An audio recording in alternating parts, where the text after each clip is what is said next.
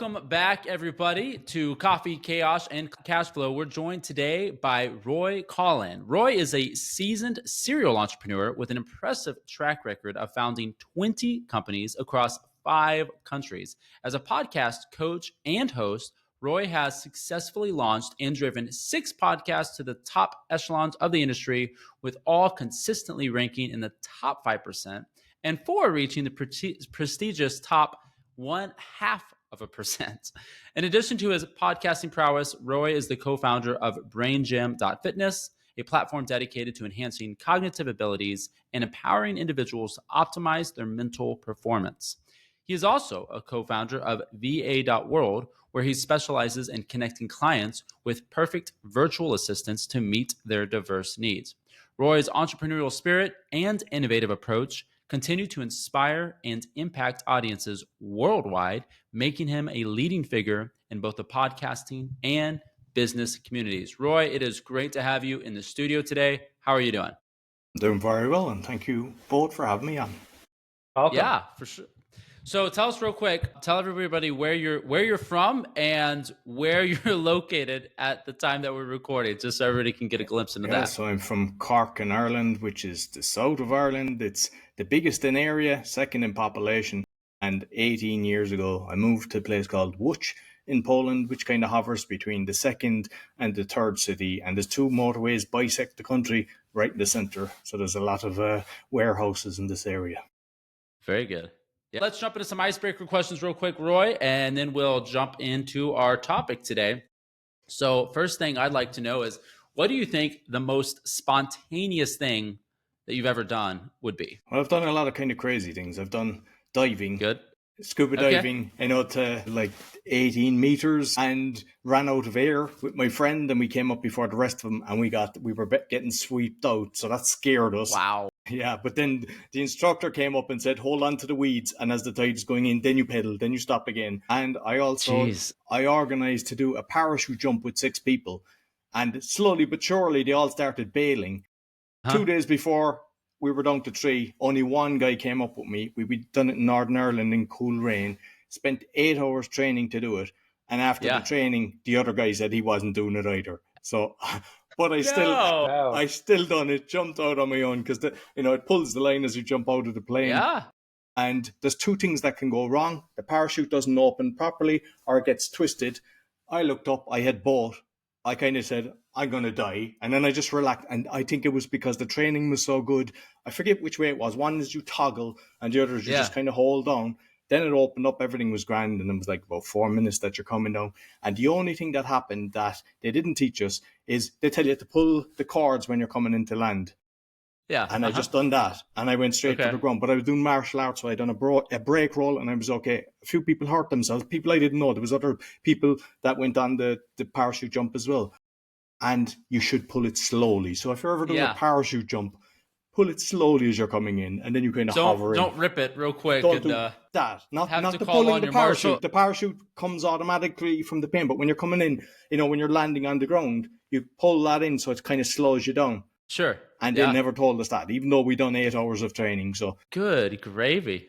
But it's such a rush. If you didn't have any martial arts training before that, you might have wound up with a broken ankle or 2, presumably. Or face if you'd plant into the ground. A lot worse. And another thing that happened is I had a video camera at the time, and I gave it to the guy who decided he wasn't going to. And the guy that decided he wasn't going to jump, I said, hey, record it. He left the lens cap on it. So no. Exactly, yeah. So. Gosh, it's like, I'm not going to do that again. Like, I'm not going to get this close to dying. So I have no photographs, no recording. I have a certificate. That's what I have. I have a certificate that I done. Gosh. But it's in my head. The memory's there. That's hilarious. Oh, that's too good. All right.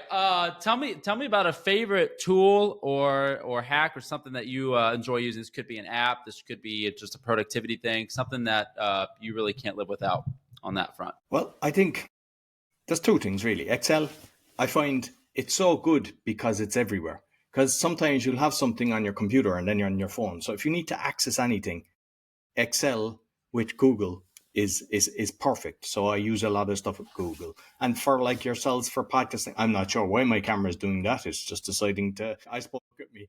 It's just hovering on and off. You're good. Adobe for doing the enhancing is actually very good, because like I used to use Audacity and different things to edit and all that, and it takes a lot of time. And then I found you just upload this and it does its magic, and then you download it and it's like, ooh, there's a big difference. Because there was a time I do a lot of lives as well, and one time the guy, sometimes people have just their laptop and I was going, oh, this is terrible. And it was incredible, and I was able to put it out. So when you use the tool, so they'd be the two things that I would say are my go-to. Okay. Very good. All right. And the last question for me, childhood memory that always makes you smile. I suppose, I was kind of entrepreneurial. Thinking of it, I never thought much of it then, but like at 9, I was going around to houses saying, do you want a bob a job? I think the scouts used to do that. I was never in the scouts, but I just kind of used that. So I was doing weeding it for people and gardening, and then I didn't like that. So I started washing cars and delivering leaflets. Then at 11, I was doing newspapers, done that up to college. Then with the money from that, done cut grass. So my childhood memory was always kind of mealing and dealing and making some money, and that. I'm going to arcades and stuff like that. So that was the thing. Makes sense.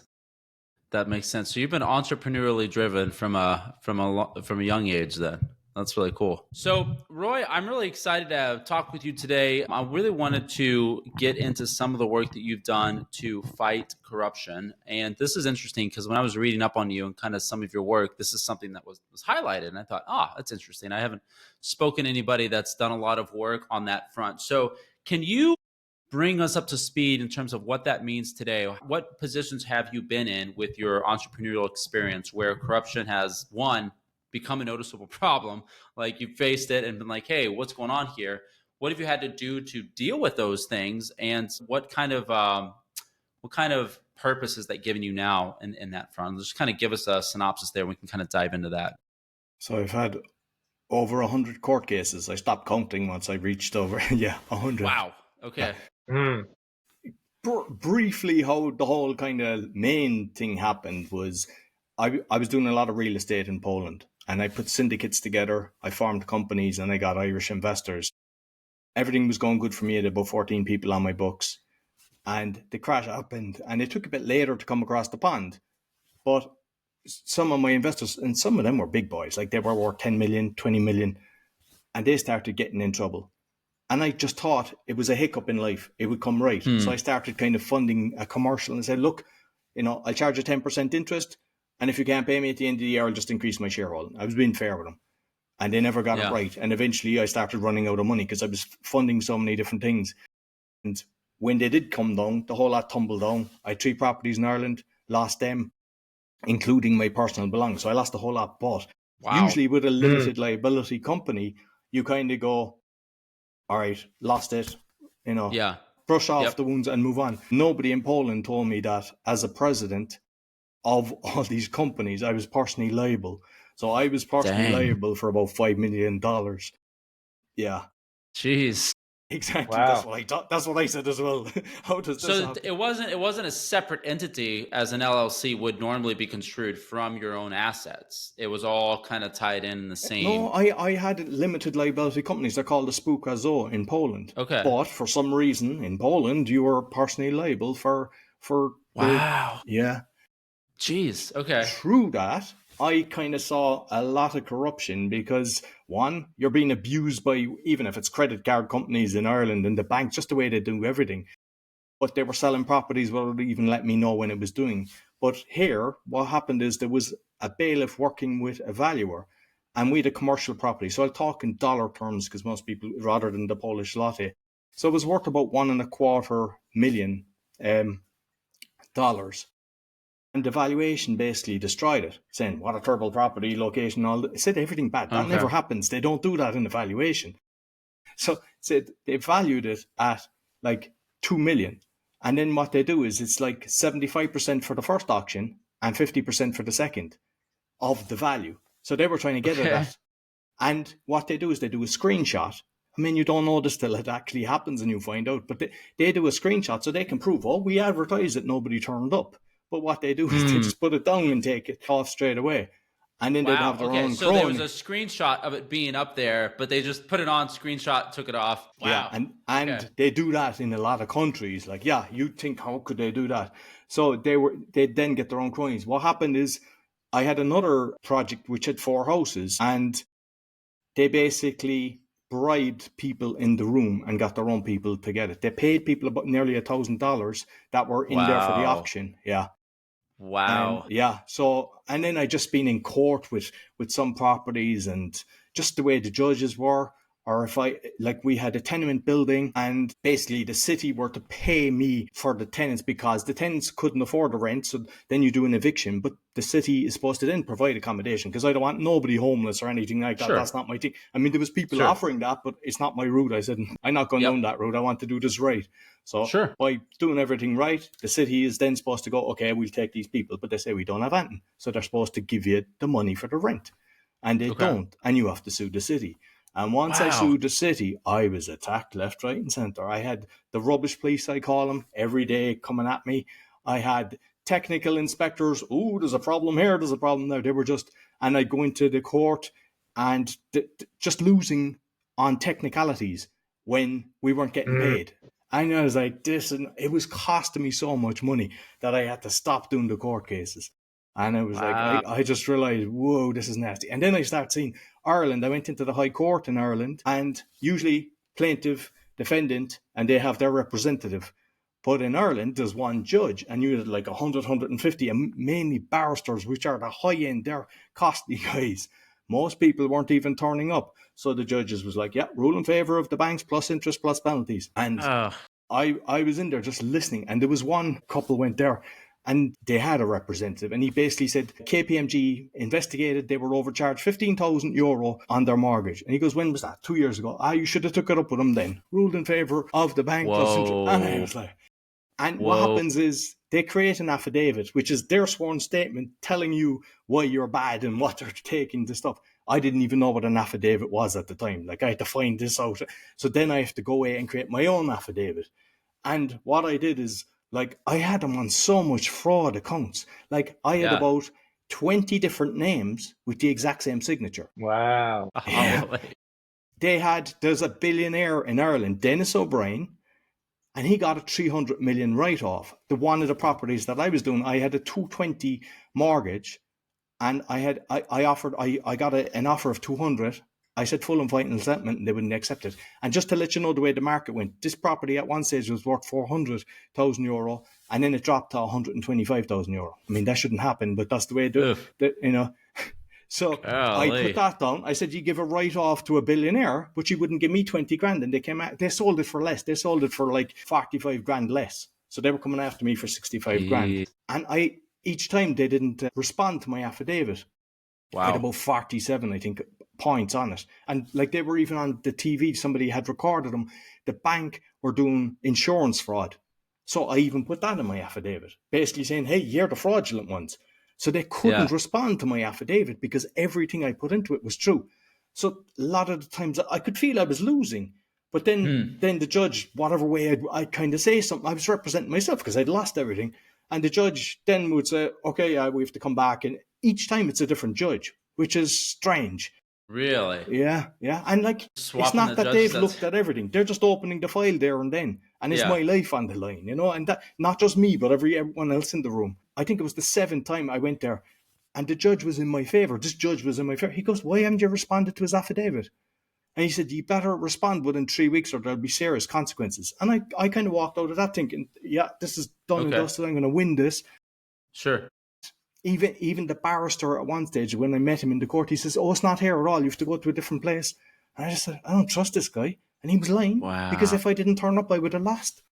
This is the slimy scum that people are doing. Word. Yeah. So I want to ask a couple of technical questions on some of this too. But my first thought hearing all this is, if I'm you, and I haven't been an entrepreneur as long as you have, but I've been an entrepreneur for a while now, and I've had low points, but the lowest points that I've had, they've always still been my fault. Like, I've always done something where, okay, hey, I didn't do right here. I messed this up.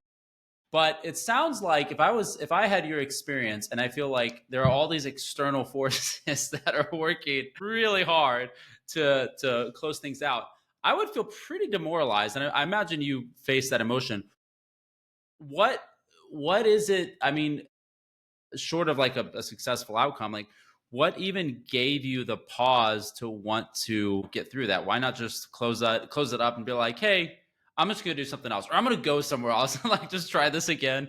Like why stick around under that kind of pressure?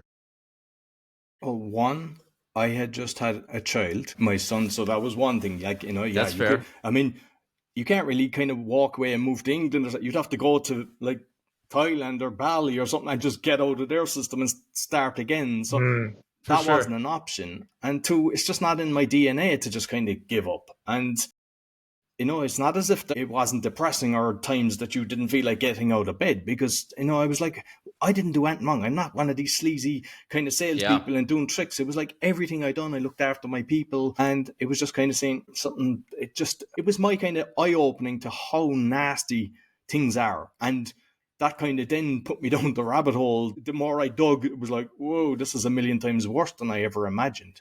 Wow. So yeah, I mean, because I'm thinking like I'm very, very sure that corruption exists in every system at some level, right? Like at some point, like here in the US, I can point to like we've got corruption here and here and here, but it's always a little bit further away than anything I'm probably personally going to be involved with, right? It's not like at my door right now. So it's one thing when you can kind of like talk about it in theoretical terms and it's like, yeah, there's this, the government's kind of screwed up and there's corruption.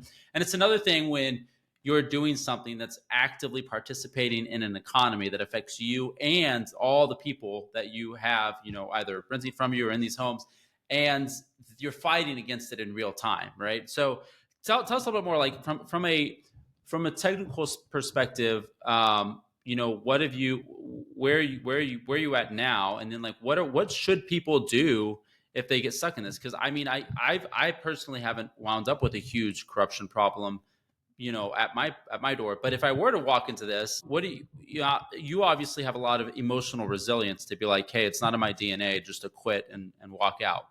But is there something else people should be thinking of, should be mentally aware of and prepared for if this is something that they find themselves taking on? There's two parts to that. One is the emotional side, how you actually deal with this. So I'll touch on that first. It's like I started listening to meditation and I came across this Okay. 6-phase meditation. Then I started creating it in my head. And one of the things was gratefulness. What are you grateful for? Because when you lose everything, you're thinking of lack, and how bad things are. But when you start saying, ooh, I like the cuddle from my child, I've got a roof over my head, I've got food on me, and just start thinking and who's supporting you and the family are there for you, then you start looking at the positive light instead of the doom and gloom. The next one was kind of forgiveness, because I built like 30 apartments and the builder had done fraud on me, and there was just so many different things that kind of came together at once. And there was kind of anger towards people and the institutions and the banks and all the different people that I saw. And I was like, I need to start forgiving them. And I was able to forgive a percentage of them by just kind of going, look, it is what it is. I get it. Look, everyone's Wow. trying to feed their own. But there's others, it was like they were too big. The numbers were too big, and I was like, I couldn't do it. So what I actually done is I brought him back to the child. I said, we've unconditional love for a baby. When you look at a baby, a baby grabs your finger. There's nothing nicer than it. It's just a beautiful moment. And I said, they were like that at one stage. They were born without anything bad. But because of external circumstances, whether alcoholic parent, abusive parent, or the parent just left them, they were working. I mean, I know in the States it happens, and I see it now happening more in Europe as well. Some people have 2 and 3 jobs, and they're just trying to make ends meet. And then the Yeah. kid starts hanging around with the wrong people, and then that's how they go down. So by me bringing them back to the baby, I was actually able to forgive him. But what it does is it frees it from you, because you're holding the pain, you're holding the anger. And when you go through that process, it's like liberating, and you start living in the moment. And it's strange to think that how could I be kind of grateful for that? But I think I'm a better person because of it, because now I'm totally present and make sure that everything I do, and if I'm in any situation where I see someone sucking my energy, I don't care. It's like, I don't need to be around anybody. And whereas before you tiptoe around things like that and you just say, I'll just be in this situation. You don't. You really respect your own time and everything. Wow. So is this, I'm curious, have you, how much have you, and if not, it's fine, but have you seen this corruption in other places outside of where you're at now and kind of what you've dealt with here personally? And like, in terms of like how widespread it is it kind of always centered around the same types of things in business, or are there other angles that, is it always kind of government centric? Like, talk to me about some of these other. It's like governments and cities are the worst ones because like the city, it's all about taking your money and then making you liable, sending in the bailiffs and then taking control. Like what you'd asked earlier is like how people can protect themselves, what they should do. And what I done is at one stage I was reading all kind of law books and trying to understand how do I do better in court and everything. And I was like, this isn't working because I'm going into the den here and they have their own rules and they're corrupt. The judges 100% are corrupt. And I was like, I don't like this. This isn't the way it should be. So I started learning UCC, common law, kind of natural law, and then getting a lot of guests on my Awakening podcast. And I've realized the power of the signature. Because in America, like you do jaywalking and they're stopping you. There might be no car coming. They do it in Poland as well. And just say, who's the injured party? Like, I get it if you're running out in front of a car and have to jam on the brakes. Yeah, you deserve a fine for that. That's sure. But if there's nobody coming, why should you stand for 5 minutes and not walk across the street? I mean, that's just common sense. So they'll always get you to sign the paper. Why do they do that? Or if you're speeding 5 miles faster than you should, sign that there. You're basically agreeing to it. And it's the same with a lot of the documents, like the name that they send it you. You know, they'll say Mr. all capitals, and that's not you. That's the corporate entity. And you might think, this is a bit wacko. And I have really used this. I've been calling, like I've had so many court cases. I started saying, you're writing to the wrong person. This isn't me. And I thought they'd be on the door. I had because there was times I'd have to go in for detectives, get me in and kind of ask you questions regarding a case that they might do to you.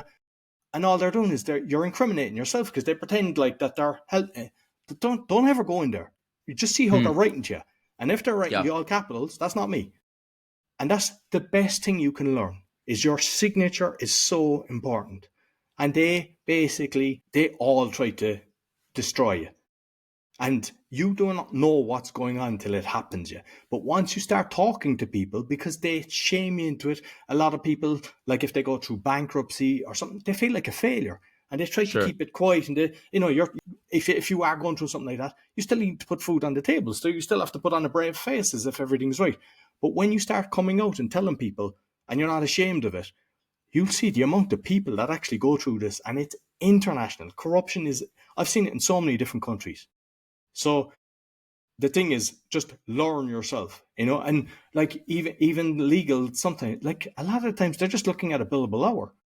Every case I've won, even when I had legal represented, like they had a criminal case, they tried to give me 3 years here. They took a criminal case against me and I had to fight that. Gosh. Yeah, and then I won and they appealed. And it was like, I said, there's no way, how can they appeal? And my solicitor asked the prosecutor, we always appeal. That's so wild. And that's me then going through another process. And that was a scary one because when I went into the court, it's like a higher level then for the second round as such, after winning. And there was a new judge there and they forgot to get the translator. And she says, look, I'm not supposed to talk to you, but this is how it's going to happen. You don't go through the whole process again. There won't be witnesses. I'll review all the stuff and I'll make a decision. And I came away thinking, this is going to be great. I just thought she's going to get it. She'll read through the stuff. And when I was coming back, I don't know, a month later, my solicitor in the corridor stops me. She goes, I'm not sure how's this going to go. This judge is making a name for herself because she's new and she's locking everybody up. And I just went into panic, because my life is on the line for one person's decision. And you really need to, you don't go in the room, you don't go in there. Some people are going in there and they're going, I demand my rights and constitutional rights and what jurisdiction have you got on me? And they're getting in trouble and they're getting locked up. The thing is, do they have the right to actually call you in? It's different when you do a crime. That's different. But when it's a commercial issue and they're just trying to ask, how have they got the right to get you in the room? And you can use the thing. Interesting. If they're saying all capitals, Mr. Roy Coughlan or Roy Coughlan, that's not me. And I've used it, and they've backed off. Bailiffs, backed off. You can use the GDPR. So people, like, I'm not sure what way they do use it in the States, but in the UK and Europe, GDPR, data protection. Okay.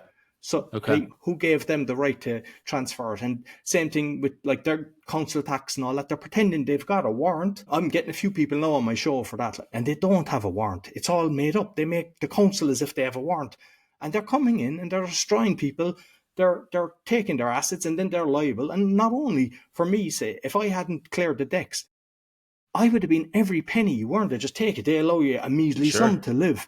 And there's a lot of, there's millions. Like when I was going through this at the start, I was in the bailiff's office. This was before I kind of understood everything. It was a terrible thing. I remember being in the bailiff's office, like they were horrible people. Like they had all these assets and drinks cabinets and fancy cars and everything. And they just treat you like you're dirt. And I was like, I've never done that. I can talk to a cleaner. I can talk to a billionaire the exact same way. I treat everyone with respect. They're not like that. They're just looking at you like you're vermin. But the one thing that I saw in this one place, the postman came in because I had to wait outside in the corridor area, and the postman went out with his hands full about 3 times. And that was in one. I said, there's thousands, hundreds of thousands of people that are getting bailiff letters, like sheriff letters, and it's all corruption. You said your podcast is Awakening. So is the goal of what you're doing there just to kind of create global awareness there around this idea of what's happening with corruption? Is that kind of what you're attacking in that, or how much is kind of getting a global awareness part of what you're doing overall? The main kind of theme is about kind of corruption, fraud, about with solution. But I also talk on the health side of things as well. Like simple things like toothpaste and stuff. I'm just trying to, because everyone's ill, or like say the recent fogs. I've covered that. Yep. The trails. And I mean, I get censored a lot. I mean, I've got really kicked off Linktree. I've got TikTok. I had it up to nearly 10,000 followers. Just gone. They removed me. There's like shadow banned on Facebook. Like there was one guy, like he follows me a lot, and I know him because he used to be on like a live show we used to. And he said, I knew I gave you a thumbs up on Facebook. And he went through, all his thumbs up were removed. He just said he went through all my. So that's what they go to. And jeez, I started playing around with it because one of the ones that I put up that got strike, I got a few strikes first on the TikTok one. And one of them was that the Ford card, I don't know, was it 15 or 16 tracking? Some guy had said that about the tracking on it. And I put that up, and the 15-minute cities. That's well known, the 15-minute cities. They're trying to push that. And they gave that a strike.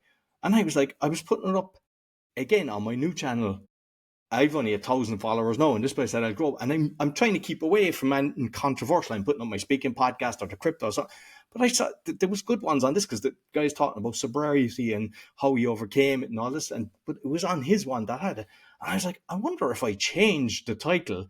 And I wrote down why it's great that Ford have 15 or 16 tracking devices. And what's good about, isn't it great that they're doing the 15-minute cities? And they left it up. And I was no way. That's an interesting one. Wow. So you didn't actually change the you just as if like I'm out. For it. Like. No way. So have you heard the Bill Browder story? He wrote a book called Red Notice. I don't know if you're familiar with that. I read this last year, and so Bill Browder was a investment banker who did a bunch of investments in Russia back in like the 90s, and he got in a lot of trouble with government corruption in Russia. And it's an incredible story. And like at the time I read, I was kind of like, well, yeah, that's Russia. They've always had, there's been issues with corruption there. It was believable, right? But the only point at which it really started to at least tilt in his favor to where he could get a handle on some of this was because of global advocacy. Like it became known on the world stage, hey, this is what they're doing. This is really, really messed up. And they got so much pressure from the rest of a broader global audience that they were able to kind of start. It's still, I mean, Russia's still a very corrupt country, but at least in this particular instance, started to turn the tide a little bit, even after so much suffering. So it's interesting because when I hear you talk about that, I think on one hand, I'm like, man, this sounds like insurmountable. Like, I don't know what I would do in your spot. But then on the other hand, this is kind of why we want to have you on a podcast. This is kind of why we want you to share, is because we want people to be aware of it. We want to bring some awareness that's a bit more broad, so that the people in these positions that feel like, hey, I'm the, jury, the judge, I can do everything right here, they need to sense some pressure from outside their immediate community that, hey, this isn't morally right for you just to decide who wins and who loses and how they do it and if you throw them in jail or not.